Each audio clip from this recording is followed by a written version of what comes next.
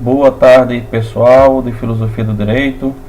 Espero que vocês tenham tido um bom carnaval, tranquilo, que lhes possibilitou repouso, que lhes possibilitou um pouquinho de tranquilidade, serenidade, para que a gente continue nosso itinerário, né, na Filosofia do Direito. Eu estou gravando esse vídeo em casa, é um vídeo sem maiores técnicas, sem uma iluminação tão boa, com um som que vai dar um barulhozinho. Esse zumbido que vocês estão ouvindo não necessariamente é o ventilador que está ligado, não, é o próprio sistema que não ajuda. Vocês vão escutar latidos de cachorro, talvez campainha tocando ou telefone tocando, mas paciência, é aquilo que a gente pode e deve fazer. Então vamos nessa, vamos dar uma olhadinha na nossa apostila. Trata-se da nossa aula a ser postada no AVA por ocasião da Semana do Carnaval, né? Então vocês vão assistir esse vídeo e vão procurar ao final diversos atropelos, né? Como eu falei, tá vendo a delegada, mas ela é a dona da casa, não posso fazer nada não. Então vocês vão dar uma olhadinha nesse vídeo. Peço que por favor tenham em mãos a apostila. Nós vamos continuar nosso estudo da Filosofia do Direito a partir da página 13 da apostila. Paramos aí, se eu não me engano, tenho quase certeza absoluta que paramos aí. Meu xizinho está marcado aqui. Vamos começar o roteiro histórico da Filosofia do Direito. Já vimos o que é filosofia, já vimos o que é direito, já vimos o que é filosofia do direito, já compreendemos o objeto, o método e situação de cada uma dessas ciências, juntando tudo na nossa filosofia do direito. E vimos também que uma das missões da nossa disciplina é exatamente fazer um panorama histórico da filosofia do direito, que é o que nós vamos começar agora.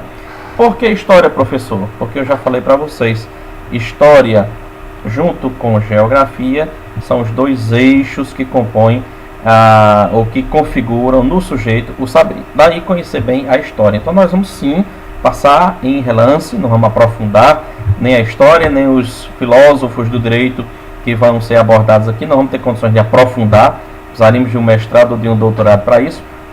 Nós vamos passar em relance a filosofia do direito, os aspectos históricos, desde a antiguidade até chegar aos dias atuais. Vamos estudar gente que já morreu e gente que ainda está vivo, né? Como eu falei para vocês diversas vezes, desde a Grécia Antiga até atualmente John Finnis, nosso filósofo do direito, que está tentando hoje em Oxford atualizar o pensamento de Tomás de Aquino e de Aristóteles. Começo com essa pergunta: por que estudar história?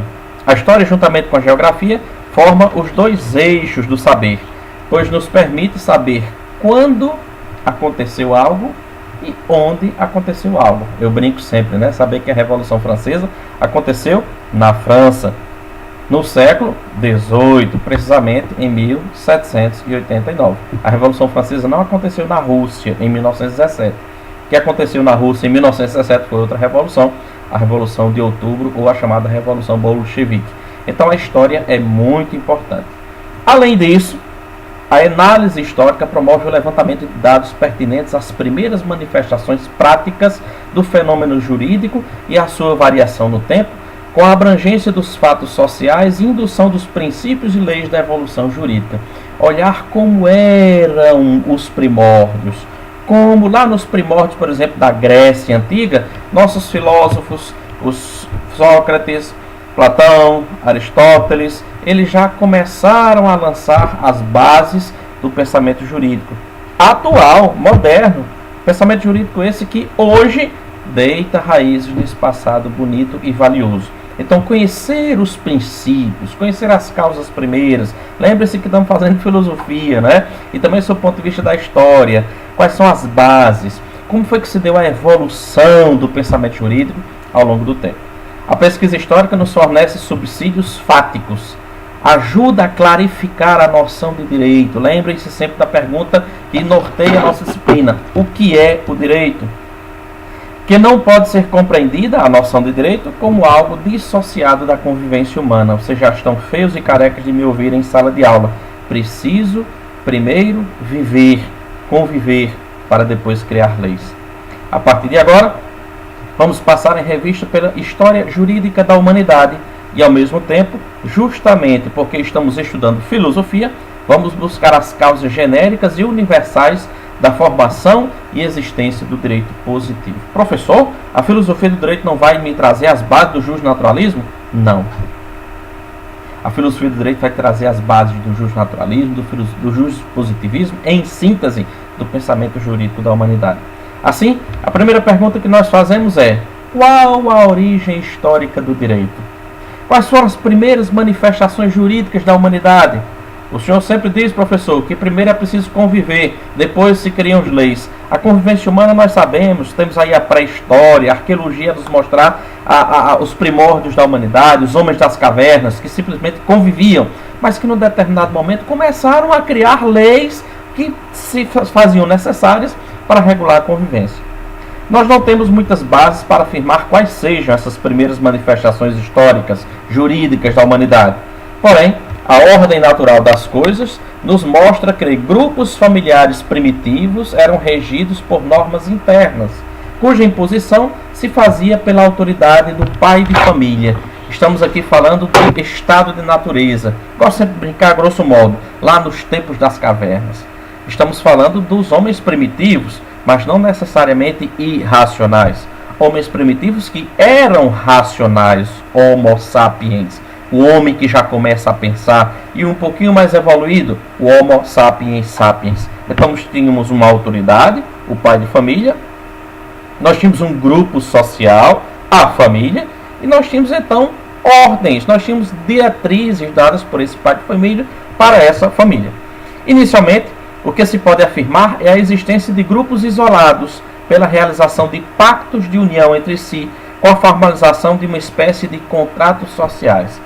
Então cada família, cada clã entrava em consenso uns com os outros, seus membros, sob a autoridade do pater, do pai. Lá um pouquinho adiante, bem adiante no Império Romano, nós vamos ver a função primordial do pater familias. Mas o pai, quer dizer, o chefe, aquele mais proeminente naquele grupo social, ditava as regras. A caça e a pesca deram lugar à coleta.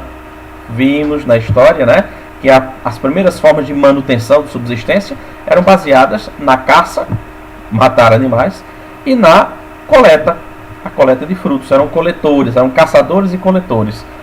Mérito da mulher é a agricultura, que a partir da sua observação via que os frutos caíam das árvores.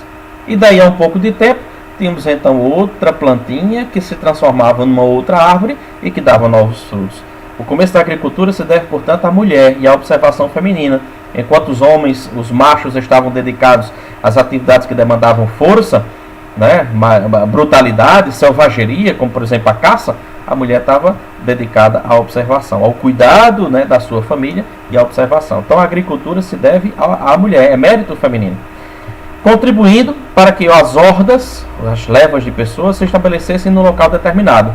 Estamos naquela época que eu falei para vocês, da vingança privada. Você me chamava de feio, eu tenho o direito de te matar, porque eu não me acho feio. Ausente, porque simplesmente inexistente, o Estado. O mais forte impunha a vontade própria aos mais fracos. Eu vou te matar, porque eu não acho que eu seja feio, e porque eu sou mais forte. Minha força vai se impor a você. A vingança privada sucedeu-se à lei do talião, pelo qual a vítima ou seus familiares reagiam à ofensa com igual intensidade e forma. O famoso, como já falei também tantas vezes em sala de aula, olho por olho, dente por dente. Temos em 1770 a.C. o Código de Hammurabi, que inclusive eu tenho, está aqui, muito bem, está aqui na minha bibliotecazinha. O Código de Hammurabi. Eu acho que está ruim aqui para vocês e vai aparecer para vocês aí de cabeça para baixo, Mas está aqui, o Código de Hammurabi. Não é tão grosso, Dá para fazer uma leitura gostosa no final de semana, depois daquela buchada no almoço do domingo. Toma um chazinho de boldo pelas 2 horas e vai dar uma lida por curiosidade, no Código de Hammurabi, Vale a pena a leitura. Olho por olho, dente por dente. A história avança e começou então a atribuir ao rei ou então ao pai de família a incumbência de decidir controvérsias. Não tínhamos, repito, insisto, Estado, não tínhamos judiciário. Os pais de família, lembra que nós falamos de famílias, pais, o chefe da família é quem dirimia as confusões surgidas porventura na própria família, ou então o rei da tribo. Depois, os sacerdotes. O aspecto religioso não pode ser dispensado de forma alguma da história da humanidade. Será uma grande ignorância da parte de vocês se vocês disserem assim, religião não serve para nada.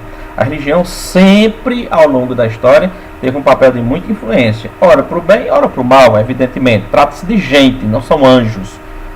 São pessoas que tratam ou que realizam esse trato, né, no que diz respeito ao religar a natureza humana a Deus. Depois aos sacerdotes, eles é quem davam as sentenças. E finalmente as figuras sociais tidas como juízes. Pacificavam as partes e culpavam, puniam aqueles que eram considerados culpados. Assim, por exemplo, se a gente pega a Sagrada Escritura, no Antigo Testamento, que não é a história de Caroxim, é a história do povo judeu, né? Mais do que confirmado pelas provas arqueológicas, pelas provas históricas e por aí vai, Moisés instituiu juízes. Quem é Moisés? Filho de Hebreu, que foi criado por egípcios, lá pelo ano mais ou menos 1250 a.C., e que retirou, depois de sua conversão, depois de se aperceber que ele era um judeu, ele então tomou a frente do povo judeu. Tem toda a história do chamado de Moisés por Deus, a história da sarça ardente. Quem tiver curiosidade, pegue a Bíblia e leia lá o livro do Êxodo, no capítulo 18. Então vamos ter essa epopeia. Moisés que conduz o povo de Deus do cativeiro do Egito para a terra prometida, terra boa, terra gostosa, terra onde correm leite e mel. Foi uma caminhada longa, diz a Bíblia, 40 anos. É um número simbólico. Não dá para 40 dias dá para atravessar a pé a península do Sinai. Os números na Bíblia são simbólicos. Mas 40 anos em que o povo de Deus foi guiado por Moisés para a terra prometida. Nesse ínterim, quanta confusão apareceu. Apareceu muita briga, muito fuá. Moisés era o líder daquele povo. Fala-se em milhares de pessoas, homens, mulheres, idosos, rapazes, moças, meninos, e seus animais, e suas mudanças. O povo saiu do Egito e foi para a Terra Santa. Quanta confusão não aconteceu. Moisés era o juiz que resolvia as querelas, as disputas do povo de Deus. Ele se sentiu cansado.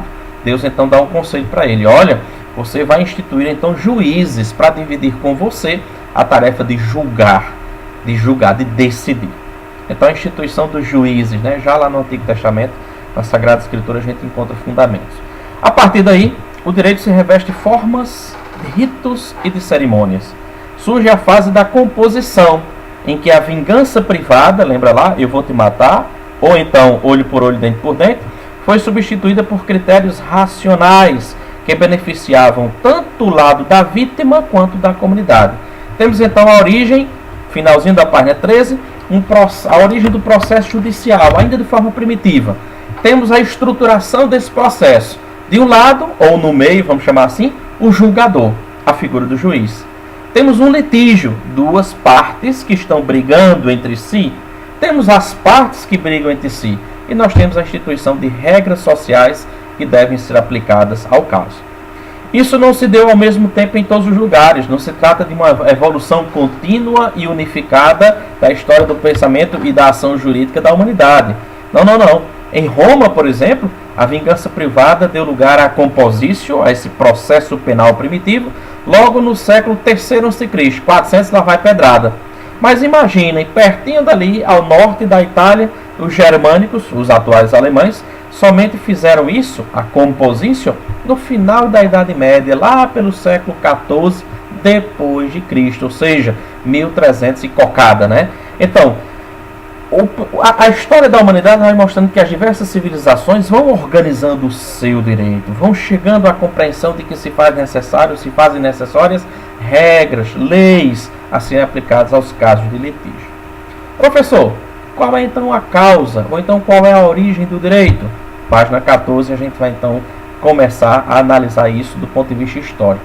Não existe uma causa comum, não existe uma origem comum, existem ideias, existem propostas que os nossos juízes filósofos vão fazendo e vão ensinando. O direito surge, então, em razão da imperfeição humana. Se nós fôssemos uma comunidade de anjos lá no céu, não precisa lei, não. A lei do céu é Deus, ninguém questiona, ninguém transgride. Mas nós não somos anjos, nós somos todos gente, raça humana, falha, limitada. O direito surge para sanar, para tentar colaborar com o homem nessa sua imperfeição, e vai se desenvolver ao longo da história da humanidade. Se faz necessário, então, meus amigos, conhecer esta história.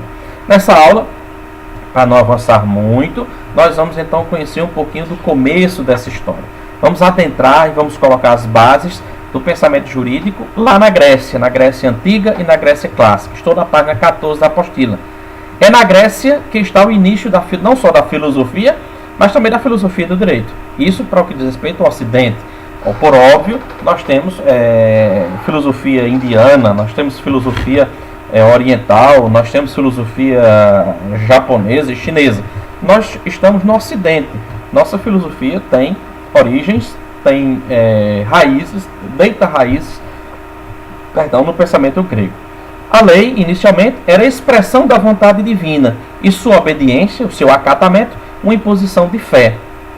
Para os gregos já era assim: Deus falava, os homens obedeciam. Mas não somente para os gregos, também os egípcios, os indianos, os chineses, os hebreus. Isso impedia o pensamento filosófico de progredir, porque havia uma imposição do pensamento divino. Notem que nós vamos ter a reprodução desse pensamento na Idade Média e vamos ter também a reprodução desse pensamento nas chamadas monarquias absolutistas, em que o rei era representante de Deus e o que ele dizia era Deus que dizia. Então, se o rei mandasse matar alguém, era Deus que estava querendo a morte daquele sujeito. Os nossos Luíses, lá da França, o Estado sou eu, l'État c'est moi. O Estado sou eu, portanto a vontade do Estado é a minha vontade. E no final das contas, a vontade do Estado era a vontade divina. Lá no Egito, nós temos algumas manifestações literárias. Por exemplo, o Livro dos Mortos. Lá nós temos esse livro, o Livro dos Mortos. Revela o sentimento de justiça daquele povo e o predomínio da religião sobre o direito. No tribunal de Osíris, o morto precisava proferir diante da deusa Maat, que significa lei, a oração que demonstrava o seu amor à justiça. Falta uma palavrinha aí, significa isso, seu amor à justiça. Bem como a percepção de princípios e de regras devidamente ajustados ao direito natural. Então, na Grécia nós tínhamos o Livro dos Mortos, que dava, então, inclusive normas de procedimento post-mortem.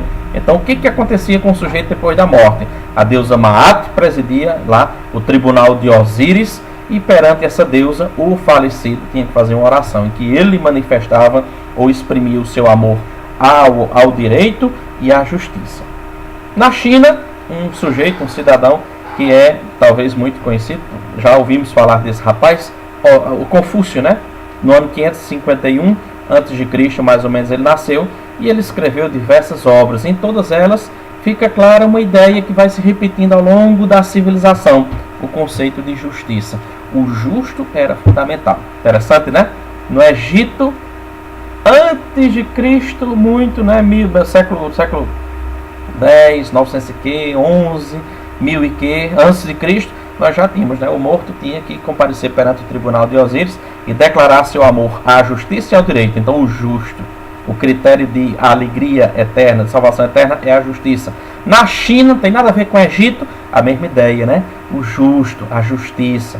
Entre os hebreus, a reflexão jurídica se manifesta em diversos livros que estão consignados lá no Antigo Testamento. O Pentateuco, ou a Torá, Penta de 5, Teucos, livro. Então, Gênesis, Êxodo, Levítico, Números e Deuteronômio, os 5 primeiros livros da Bíblia, formam o chamado Pentateuco, ou, no próprio hebraico, a Torá. Sabe o que significa Torá? Significa lei. Lei.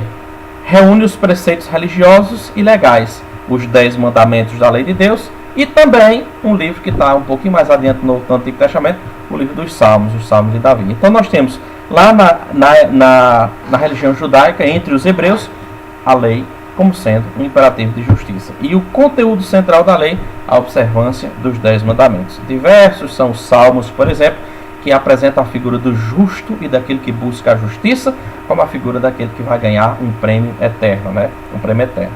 Na Grécia, o mesmo se dá. Impõe-nos agora o estudo do direito no nascedor da filosofia. De início, analisemos a tragédia grega Antígona, de Sófocles, que foi a primeira manifestação literária e jurídica grega de que nós temos conhecimento. Antígona, eu coloquei lá um texto que é de domínio público, está lá no site, domínio público, é do governo federal.